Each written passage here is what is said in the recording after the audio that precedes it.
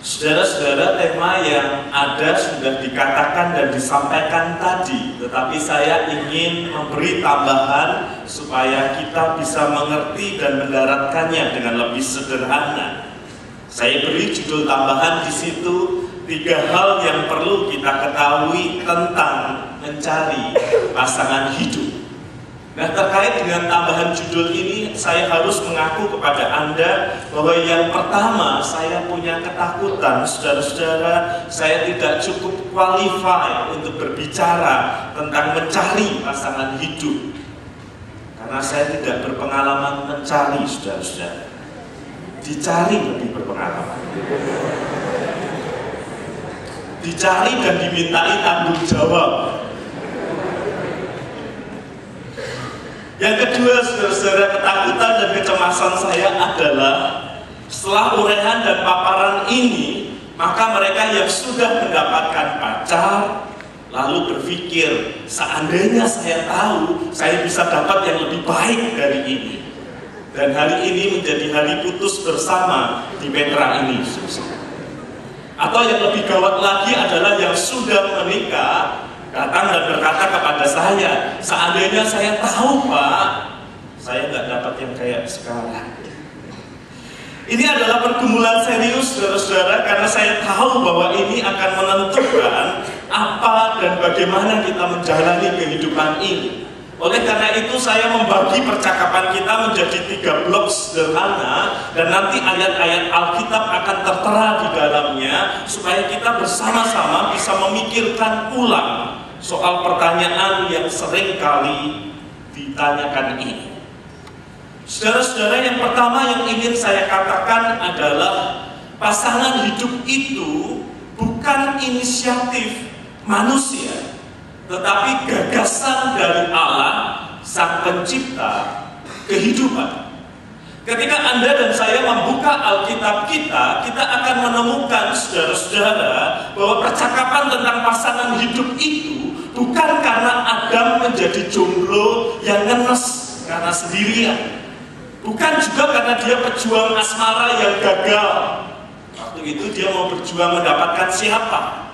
Tetapi Alkitab dengan tegas mengatakan bahwa setelah segala sesuatu diciptakan Tuhan, dan Tuhan menciptakan Adam dan memberi tugas itu kepada Adam, Tuhan Allah berfirman, tidak baik kalau manusia itu seorang diri saja. Aku akan menjadikan penolong baginya yang sepadan dengan dia. Jadi barangkali Adam adalah satu-satunya jomblo yang tidak sempat ngenes seperti saudara. Sebelum dia berpikir tentang mencari pasangan hidup, sebelum dia berpikir tentang menemukan pasangan hidup, Tuhan yang menciptakannya adalah Tuhan yang melihat, dan Tuhan yang melihat itu adalah Tuhan yang berkata, tidak baik kalau manusia seorang diri saja. Sebelumnya untuk semua ciptaan Tuhan berkata, baik, sungguh teramat baik. Tetapi ketika melihat kesendirian Adam, untuk pertama kalinya Tuhan berkata, tidak baik kalau manusia itu seorang diri saja. Dan yang unik adalah ketika Anda memperhatikan narasi kitab Kejadian. Setelah kitab Kejadian berkata bahwa tidak baik kalau manusia itu seorang diri saja, maka langsung di ayat di bawahnya, di ayat yang ke-19 tertulis, lalu Tuhan Allah membentuk dari tanah segala binatang hutan dan segala burung di udara. Dan Adam itu disuruhnya memberi nama kepada tiap binatang itu. Dan setelah memberi nama, Alkitab mengatakan bahwa tetapi bagi dirinya sendiri, ia tidak menjumpai penolong yang sepadan dengan dia. Apakah Anda memperhatikan alur yang tidak biasa ini? Setelah Tuhan Allah berkata tidak baik kalau Adam itu seorang diri, maka tindakan selanjutnya adalah membentuk dari tanah segala jenis binatang. Apakah Anda menyadari ada yang tidak biasa pada alur kisah ini? Taruhlah Vincent Misalnya masih single. Misalnya. Tapi yang misalnya juga bisa dibuat beneran kan? Saya berkata kepada Vincent, Vincent, kamu single, cukup nganggur.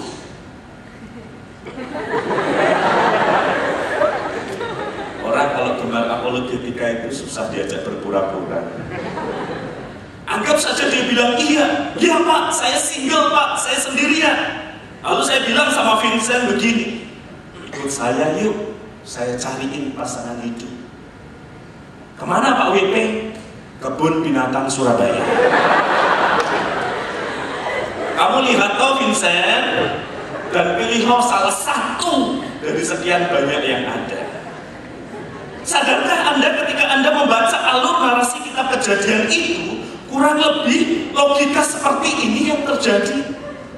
Kalau Tuhan melihat Adam itu sendiri dan itu tidak baik, mengapa dia tidak langsung menciptakan Hawa perempuan? Mengapa dia kemudian membentuk dari segala jenis binatang, dan binatang itu disuruh lewat di depan Adam, Adam memberi nama, dan konklusi akhirnya adalah dia tidak menemukan yang sepadan dengan dia. Ya jelas, dengan jerapah terlalu tinggi, dengan babi terlalu gemuk. Ada yang mirip sih, cuman bulunya banyak. Saudara-saudara, mungkin kita terlalu serius selama ini membaca narasi ini sehingga kehilangan ada unsur yang Tuhan ingin tegaskan di situ.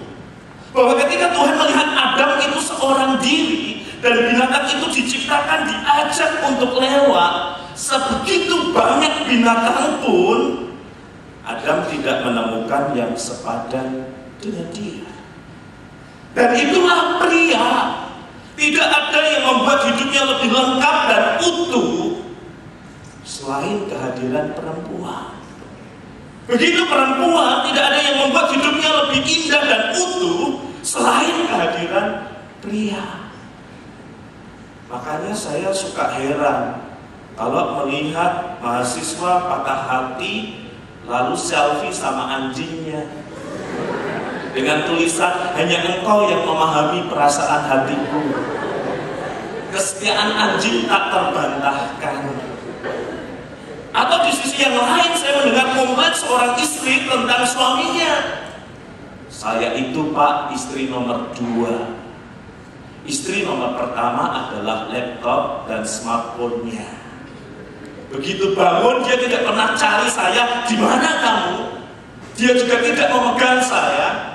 Yang pertama kali dipegang adalah HP-nya Pak. Dan kalau dia menatap HP-nya bisa berjam-jam. Tetapi dia menatap saya sebentar, mungkin dia sudah tidak tahan lagi. Di dalam perjalanan relasi, di dalam perjalanan pernikahan, saudara-saudara, hal yang esensial namun sederhana ini seringkali terlupakan. Sang istri merasa bahwa dirinya sudah digantikan oleh piranti elektronik itu. Sang suami merasa bahwa istrinya sudah tidak terlalu membutuhkan kehadirannya karena sudah punya peliharaan yang bisa disuruh tanpa protes. Narasi kitab Kejadian dengan sangat jelas di awal ingin menegaskan bahwa pria diciptakan untuk memperlengkapi hidup wanita, demikian juga wanita diciptakan Tuhan untuk memperlengkapi hidup pria. Dan Tuhan makanya melihat ketika manusia itu sendiri, dia berkata tidak baik. Dan karena itu dia punya cara untuk mempertemukan saudara-saudara. Kitab Kejadian menuliskan lalu Tuhan Allah membuat manusia, pria itu tidur nyenyak.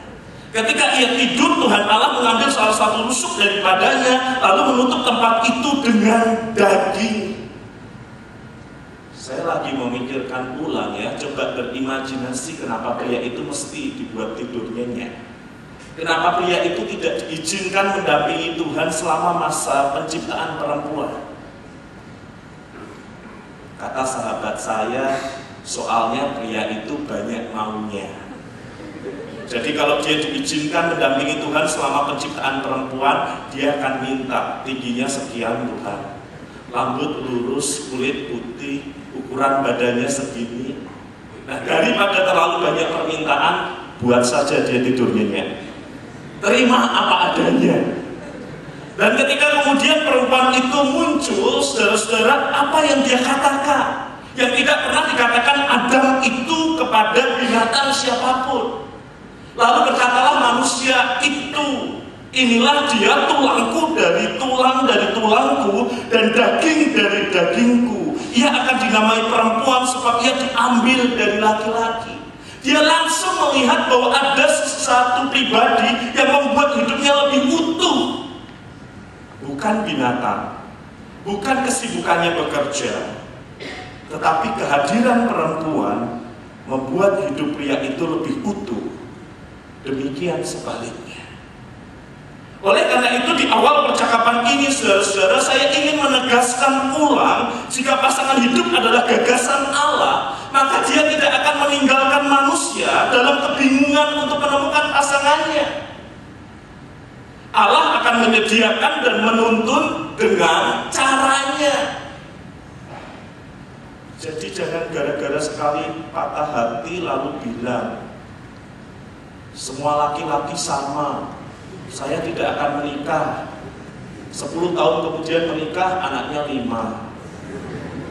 Atau sebaliknya, seorang pria mengatakan semua perempuan sama saja, menyakitkan hati. Barangkali yang sesama lebih mengerti.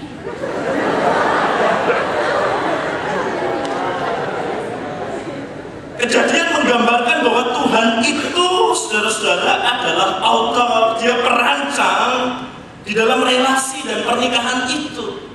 Keinginannya untuk menyatukan manusia muncul lebih dulu daripada kesadaran manusia akan kebutuhannya. Jadi ada sebuah jaminan bahwa dia akan menyediakan dan dia akan menuntun dengan caranya. Nah, sampai pada bagian ini saya harus menegaskan posisi saya bahwa saya tidak meyakini bahwa Anda dan pasangan Anda itu sudah ditetapkan bersatu sejak dunia dijadikan.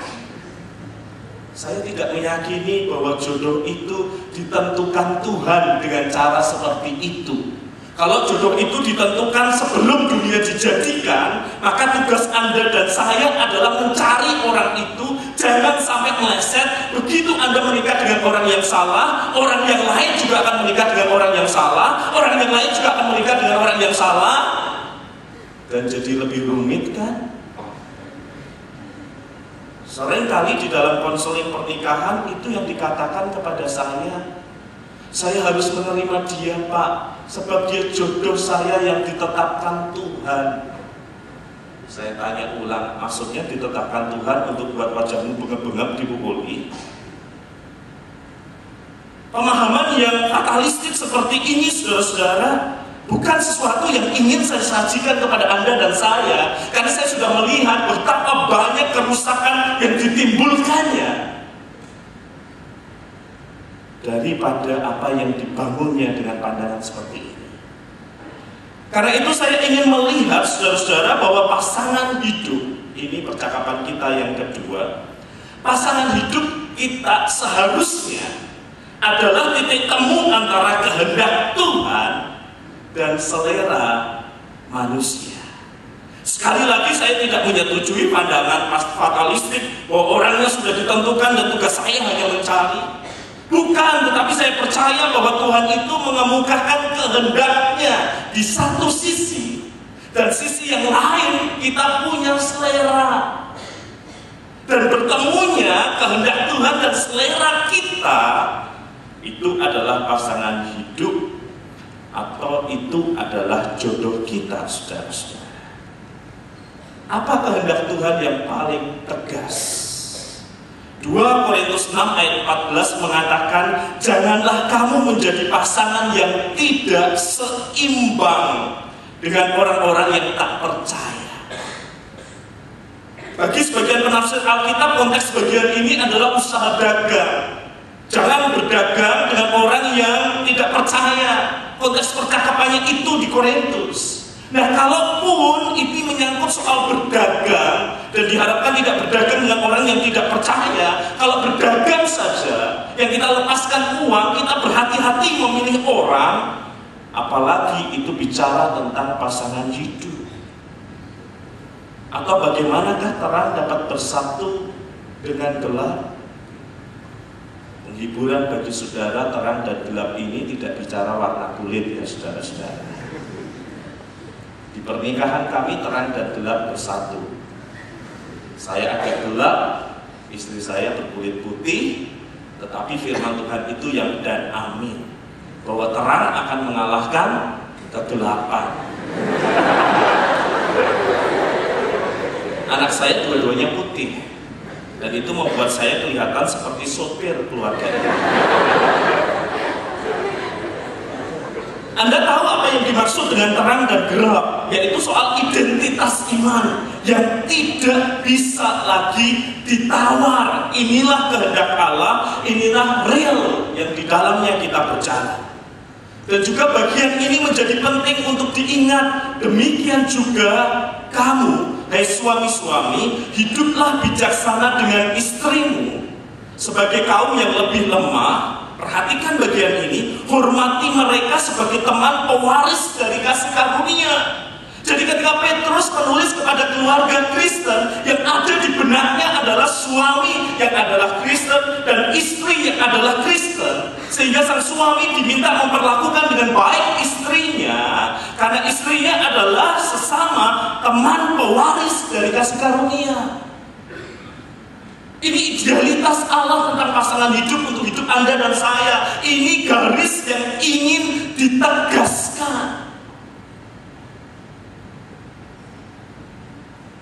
Tetapi saya tahu, mencari yang sesuai dengan kehendak Tuhan tidaklah cukup. Jadi saya menggambarkan sederhana seperti ini, saudara-saudara.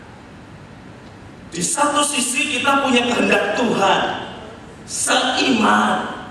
Dan dalam konteks percakapan sekarang saya harus menegaskan lawan jenis. 10 tahun yang lalu saya tidak harus menegaskannya, tetapi sekarang saya harus menegaskannya.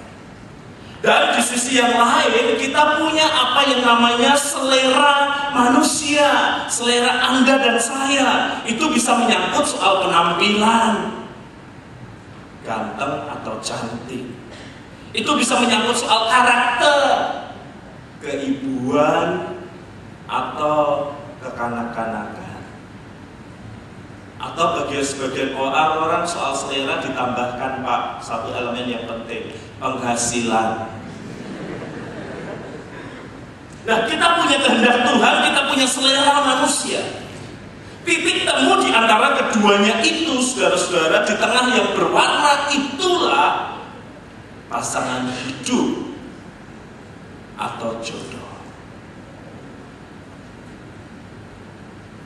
Pertanyaannya, Pak, saya tahu kehendak Tuhan, saya tahu selera saya, kok saya masih jomblo? Saya bisa membaca pertanyaan ini dari raut wajah Anda. Pertanyaannya adalah, apakah ada bahan yang masuk untuk proses ini? Jadi saya tambahkan satu elemen di situ, lingkup pergaulan. Semakin luas lingkup pergaulan Anda, maka kemungkinan untuk mendapatkan kandidat bagi orang yang di tengah itu, pilihannya makin banyak. Tetapi semakin sempit lingkup pergaulan Anda, ya akhirnya yang ada lu lagi.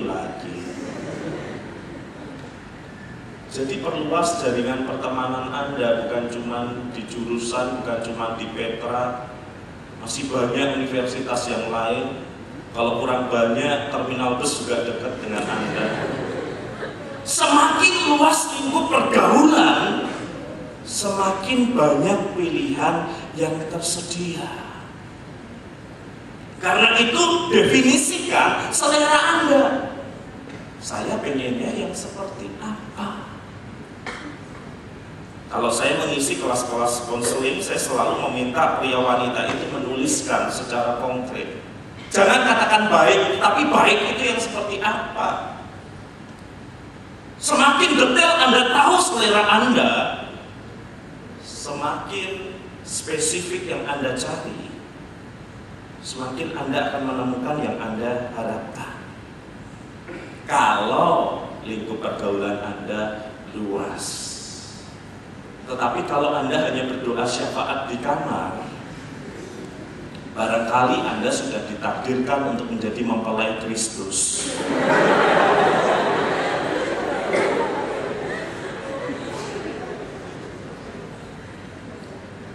Dan ketika Anda kuliah dan masa-masa awal bekerja, saya ingin mengatakan, pada saat itulah lingkup pergaulan Anda paling luas.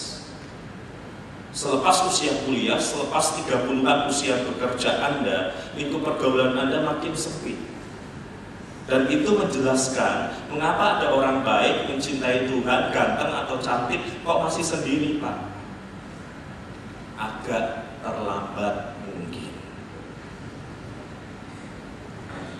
Tetapi sekaligus itu juga peringatan bagi Anda. Jangan begitu masuk ke Petra semester pertama berkata, saya harus dapat pacar. Sabarlah, masih banyak adik tingkat yang akan lewat.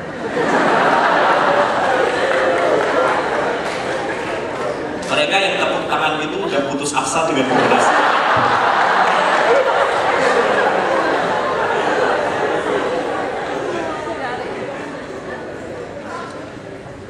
Oke, mari kita lanjutkan konsekuensinya. Jika kita memilih seseorang yang sesuai dengan kehendak Tuhan, tetapi kita tidak cocok dengan dia, maka relasi itu jadi siksaan. Jangan katakan, Pak, yang penting dia mencintai Tuhan, dia rajin membaca firman Tuhan, maka saya pasti cocok dengan dia, karena saya juga cinta Tuhan, karena saya juga suka baca firman Tuhan. Tidak. Bisa jadi dua-duanya mencintai Tuhan, tetapi tidak saling cocok satu dengan yang lain. Tetapi jika kita memutuskan untuk berrelasi dengan seseorang yang cocok dengan selera kita, tetapi tidak sesuai dengan kehendak Tuhan, walaupun Anda nyaman, saya harus mengatakan terus terang, Anda sedang berjalan di dalam ketidaktaatan. Dan ketidaktaatan itu selalu ada harganya. Jangan kemudian meratap dan menangis lalu berkata, lalu mengapa Tuhan mempertemukan saya di Petra? Kalau dia bukan jodoh saya, mengapa saya bertemu dengan dia? Dan jawaban saya sederhana, di Petra itu juga ada sopir taksi, penjual makanan di depan. Mengapa bukan mereka jodohmu?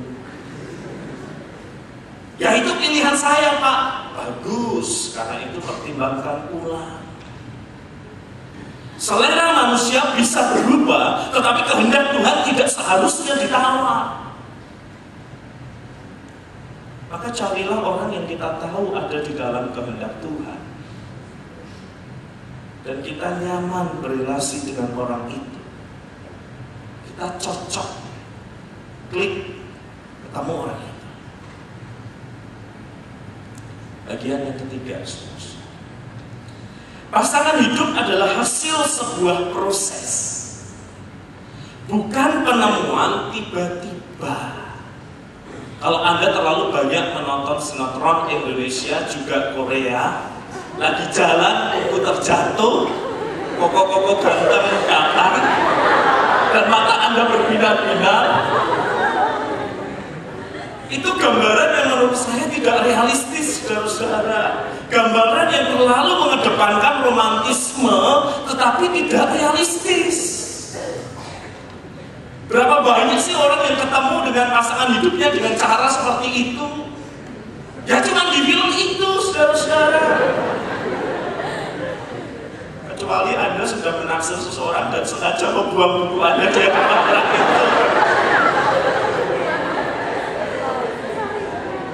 Jadi ada sebuah proses gitu loh, saudara-saudara. Saya tidak percaya pada cinta pandangan pertama. Pada pandangan pertama yang ada adalah ketertarikan.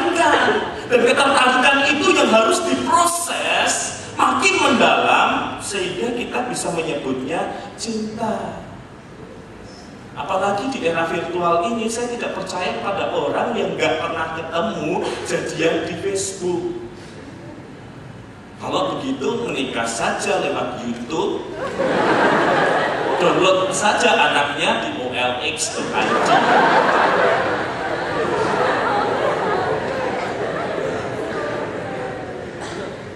Bolehlah saudara-saudara Anda kenal banyak orang, tetapi untuk memutuskan Anda mencintai seseorang, ada sebuah proses yang harus Anda dan saya alami. Dan saya ingat firman Tuhan ini, saudara-saudara, ketika berbicara tentang para istri, hai istri, tunduklah kepada suamimu seperti kepada Tuhan. Pertanyaannya adalah, kalau Anda mengenal seseorang, berrelasi makin mendalam, pikirkan, bisakah saya menghormati dia? Kalau sebagai teman saja Anda aniaya, Anda bully dia, mana mungkin Anda akan menjadikan dia suami Anda? Kecuali Anda tipe yang ganas dan suka membuli. Kalau jadi teman aja Anda tidak menghormati, bagaimana mungkin? Dan demikian juga perintah kepada suami. Hai suami, kasihlah istrimu sebagaimana Kristus telah mengasihi jemaat. Maka ketika Anda berrelasi makin mendalam itu, bayangkan, bisakah Anda mengasihi dia sekarang? Dan kalau pria, godaannya adalah penampilan. Bisa Pak, dia cantik, langsing. Sekarang bagaimana 15 tahun lagi? Dari 38 bisa 83 kilo. Dan masihkah Anda bisa mencintainya? Karena itu saudara-saudara, saya menyarankan sebuah proses yang konservatif, tetapi bagi saya ini adalah jaminan untuk mendapatkan orang yang tidak Anda sesali. Lingkup hidup kita itu terdiri atas orang-orang yang kita sebut kenalan. Termasuk dalam kenalan itu pengikut kita di Facebook yang hampir 5.000, Instagram yang entah berapa ribu, itu kategorinya kenalan, saudara-saudara. Dari kenalan lebih sempit lagi namanya teman. Anda pernah berjumpa fisik dengannya. Dari teman lebih spesifik lagi, kita punya sahabat. Dan saya berulang kali mengatakan ini dan ingin mengatakannya sekali lagi.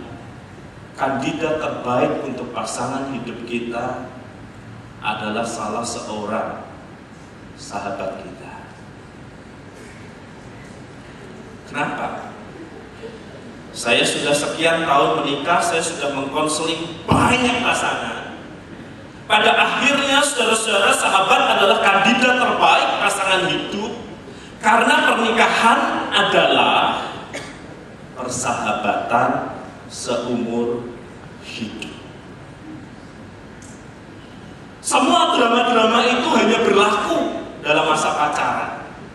Tetapi begitu Anda masuk pernikahan, maka Anda akan melihat dan seharusnya melihat istri atau suami saudara sebagai orang yang paling cocok untuk Anda bicara dan tampil apa adanya. Karena itu, kalau mencari pasangan hidup, makin lama itu pandangannya bukan makin meluas, tetapi dari luas makin menyempit. Karena Anda akan hidup dengan dia, karena Anda akan tidur dengan dia, Anda akan bekerja sama dengan dia di dalam banyak urusan, karena Anda akan berkelahi juga dengan dia, karena Anda akan berdamai dengan dia, karena Anda akan melahirkan anak dan membesarkan anak bersama dengan orang ini. Jadi kalau Anda tidak merasa cocok sebagai sahabat, ya dia bukan kandidat untuk pasangan hidup. Seorang wanita datang pada saya begini, Pak, sahabat saya ini mohon maaf ya Pak, kayak sandal jepit. Penampilannya biasa banget. Tetapi Bapak tahu kan sandal jepit enak dipakai. Sahabat yang satu saya itu modelnya kayak high heels. Bapak tahu kan high heels bisa membuat kita merasa lebih cantik, penampilannya menarik, harganya mahal, tetapi menyiksa kaki. Siapa yang harus saya pilih? Jelas saya pilih sandal jepit. Kenapa? Karena di dalam hidup pernikahan Anda akan berelasi, dan kenyamanan di dalam relasi itu dibutuhkan. Kalau pasangan Anda ganteng, menarik, tetapi Anda tidak nyaman, membuat Anda seperti memakai high heels, penuh perjuangan, nampak lebih cantik tetapi harganya mahal, dan juga kaki Anda sakit, lepaskan. Begitu pula pada seorang pria yang bertanya, siapa yang harus saya pilih, Pak? Ibarat bunga, dia itu mawar, cantik tetapi berduri. Kalau dia melati, Pak, biasa-biasa saja, tetapi saya nyaman ada di dekatnya. Saya bilang pilih saja melati lah. Kenapa? Karena wajah itu bisa diubah. Anda bisa terbang ke Korea, operasi plastik sebentar. Tetapi sifat atau karakter yang membuat rasa nyaman itu susah didapatkan. Nah, di dalam hal ini, saudara, saya mengamati bahwa pada umumnya kita itu menyukai orang yang berbeda dengan kita.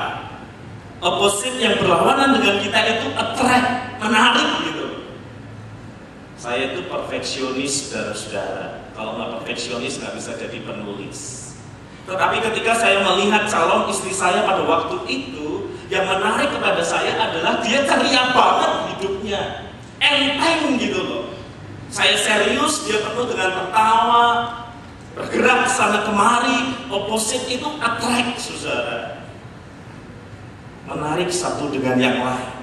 Sementara istri saya juga merasa bahwa kok ini kelihatan diam, tenang, bijaksana, ganteng lagi.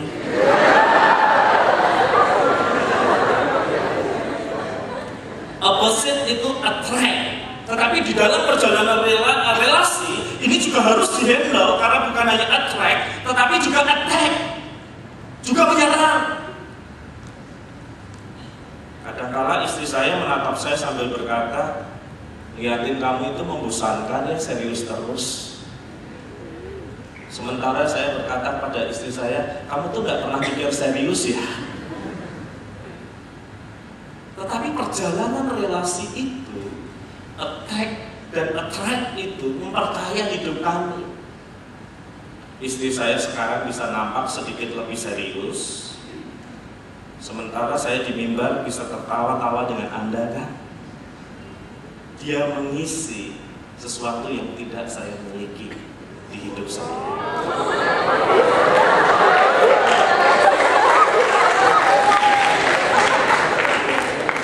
Saya melihat sorot-sorot mata iri, dengki, sirik. Boleh tanya kepada rekan-rekan saya di kampus yang melihat saya sekolah dulu, mereka tahu bagaimana pernikahan itu memperkaya dan mengubah. Yang paling akhir, saudara-saudara, yang ingin saya katakan adalah di dalam proses antara kenalan, teman, sahabat, dan akhirnya menjadi pasangan hidup, ada sesuatu yang bisa merusak proses ini dengan cepat. Yaitu ketika di dalam proses ini kemudian seks masuk di dalamnya. Itu pasti rusak dan hancur berantakan. Karena apa? Karena bagi pria, seks itu bisa dilakukan pada tingkat kenalan. Bahkan nggak kenal pun bisa kok, asal bayar kan? Tetapi bagi wanita tidak mudah untuk menyerahkan tubuhnya. Ketika dia menyerahkan tubuhnya kepada seorang pria, berarti dia sudah berpikir mendalam dan sangat serius. Karena itu ketika putus dan sudah melibatkan seks di dalamnya, yang terluka adalah perempuan. Merasa dipermainkan, merasa dipakai, karena dia sudah melibatkan hati yang paling dalam. Sedangkan sang pria paling cuma cengir-cengir saja, karena dia belum sedalam itu. Jadi di dalam proses ini jaga kekudusan, karena seks yang masuk sebelum waktunya itu akan menghancurkan urutan ini. Dan betapa sering saya menemukan pasangan yang menurut saya tidak cocok dan mereka insist harus menikah karena saya sudah berhubungan dengan dia, Pak, saya harus bertanggung jawab walaupun kami ribut terus menerus. Apalagi sambil mengatakan, karena saya sudah hamil Pak, saya harus menikah dengan dia, dan kebetulan dia mau bertanggung jawab. Kalau tidak, bagaimana nasib anak ini? Jaga kekudusan hidup Anda di dalam proses pencarian ini, agar tidak diganggu atau dirusakkan oleh seks yang hadir sebelum waktunya, agar Anda bisa mendengarkan suara Tuhan dan memilih orang yang tepat, sehingga ketika Anda hadir di altar Tuhan itu, Anda hadir dengan rasa syukur. Terima kasih, karena aku telah menemukan orang yang sesuai dengan kehendak-Mu, dan aku cocok dengan dia. Supaya di altar itu Anda tidak dalam hati berkata, mestinya bukan dia, tetapi apa boleh buat. Mestinya bukan dia, tetapi tidak ada jalan lain, harus dia. Ketika semua proses ini berjalan dengan baik, hari pernikahan adalah hari di mana Anda mensyukuri kehadiran Tuhan di dalam relasi Anda, dan hari di mana Anda memulai persahabatan seumur hidup sampai mau memisahkan. Mari kita berdoa.